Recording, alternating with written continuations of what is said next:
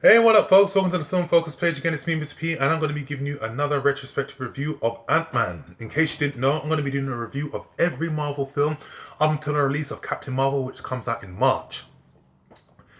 Ant-Man is the 12th film in the Marvel Cinematic Universe, and it is the last film in the Phase 2 segment of the Marvel Cinematic Universe. This film was directed by Peyton Reed, and it stars Paul Rudd, Evangeline Lilly, and Michael Douglas. Now, this film tells the story of Hank Pym, played by Michael Douglas, who has perfected some type of technology that he wants ex-con Scott Lang, played by Paul Rudd, to steal.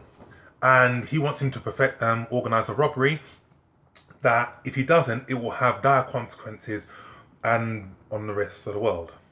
That's the story in a nutshell. This film is one of the more lighter-hearted films in the Marvel Cinematic Universe. But Marvel knows what it's doing.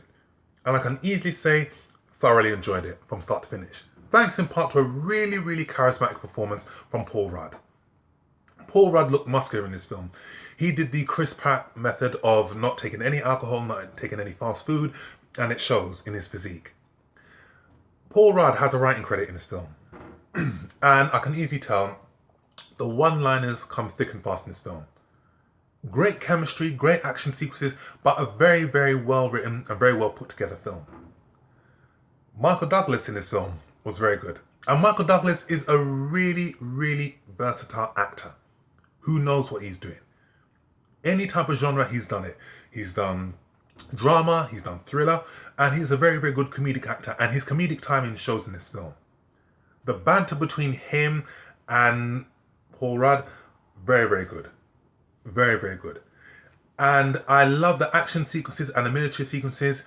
It's more light-hearted. It wasn't as full-on as, say, some of the previous Marvel installments, but it still works. They're still fun for the whole family. And also one of the standout stars in this film was Michael Pena, who is coming up to be one of the best charismatic and most versatile actors around.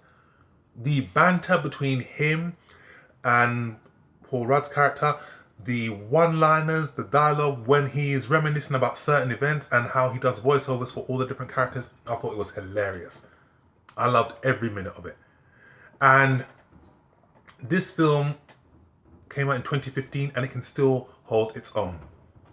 It is still thoroughly enjoyable, it's still thoroughly engaging, and there are a lot of laughs, especially the final sequence when they had the bigger showdown. And I liked how we got to see how, when he was miniaturized, what it did for him, and the action sequences that were staged when a character was miniaturized. And watching this film in 3D was a thoroughly good watch. I saw it in 3D 2015 and I was like blown away. I was like, wow, that's how you do it.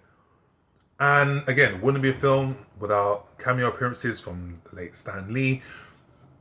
But as a film, thoroughly enjoyed it. It was really, really good. And again, hats off to Paul Rudd, who, again, for me, was one of the more standout characters in this film. And I liked how what he has brought to future Marvel films in terms of Captain America Civil War, what he did in Ant-Man and the Wasp, really, really great. And I can't really think of any flaws in this film. I mean, don't get me wrong, no film is flawless, there is flaws, but as a film, in terms of what it did to entertain, did the job. So, I can still watch Ant-Man to this day. I watched it the other day. It's still funny. Great performances all around. And I will give this film a very, very strong 8 out of 10. I preferred this film to Ant-Man and the Wasp, purely because this film was more concise, more entertaining, whereas Ant-Man and the Wasp did go off in different various directions. Wasn't as engaging as the first film. Some areas were a tad repetitive, but on the whole, still an enjoyable watch.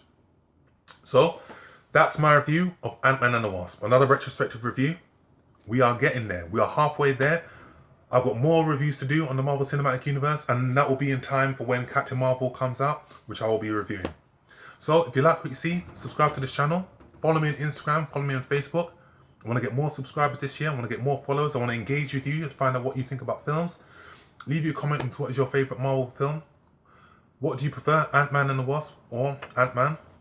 Leave your comments, and I shall see you on the next film review. Take care.